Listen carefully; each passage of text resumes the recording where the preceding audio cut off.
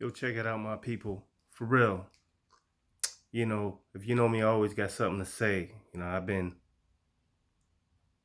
looking at what's been taking place as everyone else has been. And, I'm just going to give put a couple of words down, a couple of thoughts that I feel. Because the bottom line is this is what you're looking at. You're seeing social unrest. There's been social unrest across the world. You're seeing it in America, stirring it up. They stirring the pot.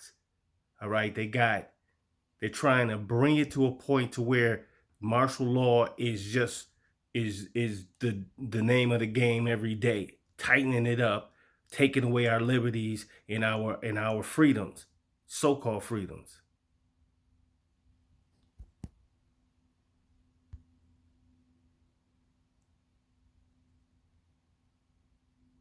Okay. Yeah, I had a break in my video. Some call came through.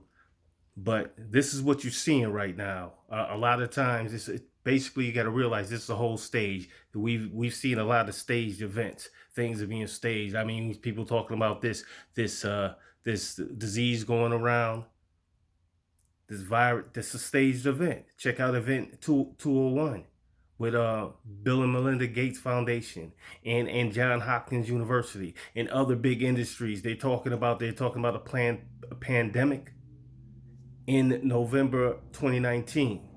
When other people have spoke about it, I've been telling people about this. I even wrote papers about it for my job, basically because my job was doing some basically investigative journalism, some freelance writing stuff. You know what I'm saying?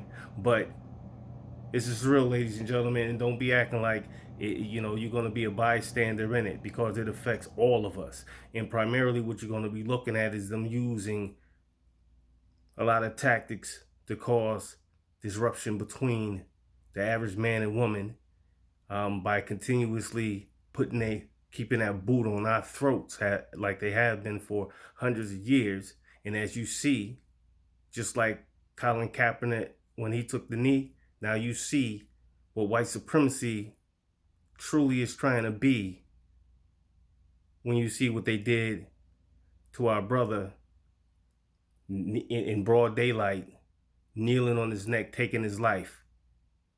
And that could be any black man, any black man. So if you got a black man in your life, you have to think about what they're trying to do to him. What he has to go through on a daily basis.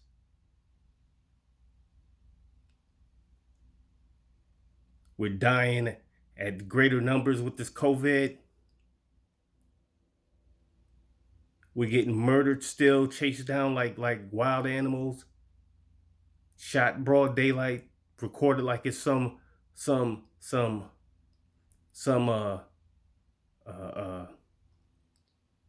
what's that Hunger Games type stuff. And because that's what we're living in. We're living in the Hunger Games right now.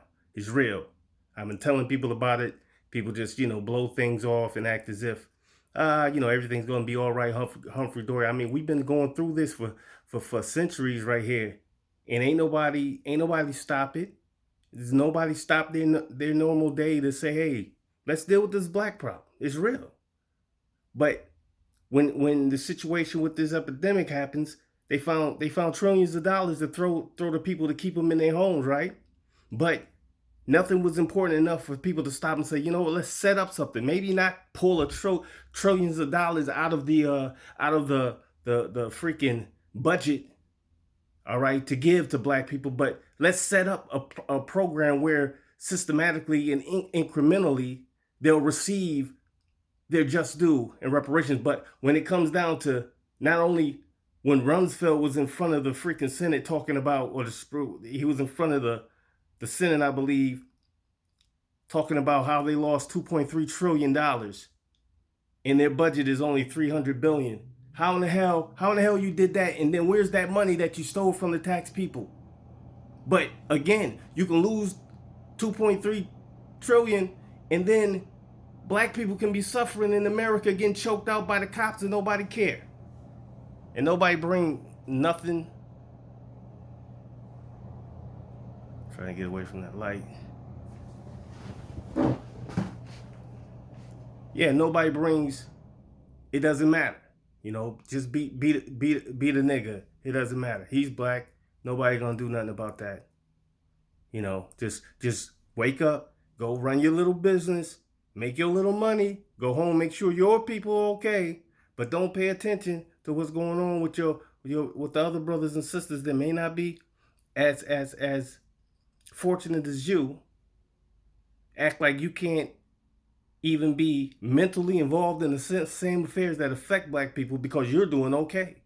Or just don't worry about what's happening to your black coworkers or your black neighbors. You're fine because you're benefiting from white supremacy. You know, it's all gonna come home.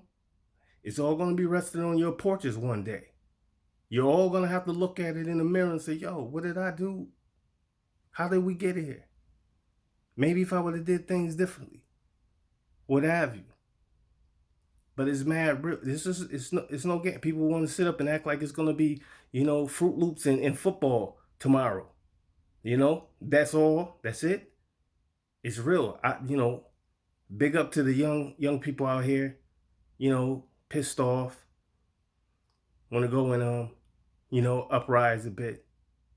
You know, but a lot of things is taking place. A lot of that violence usually is stimulated by some outside force that wants the peaceful protest to look like something that is violent so that it justifies any type of police action against any of the protesters. And that's what we've seen. But remember, it's a stage. You got to look, you got to step back and look at it because this is all being written. This is all being forcefully carried out. It's no joke, it's no game. You know, I've been trying to enlighten people all my life. Anything that I know, I try to throw back at somebody, you know, regardless of what it is. Health, you know, spirituality,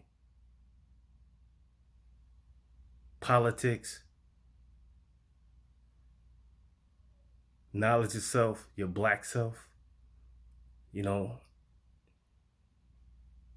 standing up against injustice in pockets when I see it happen. If you know me, you know that's real. You know that's real. And what gets me sick is when people can sit back and act like it's going to be all okay tomorrow and they don't have a part to play in it. Well, here's the thing: you got to get in the game. You got to get your hands dirty because if you're not part of the solution, you're going to be part of the problem. And I'm out.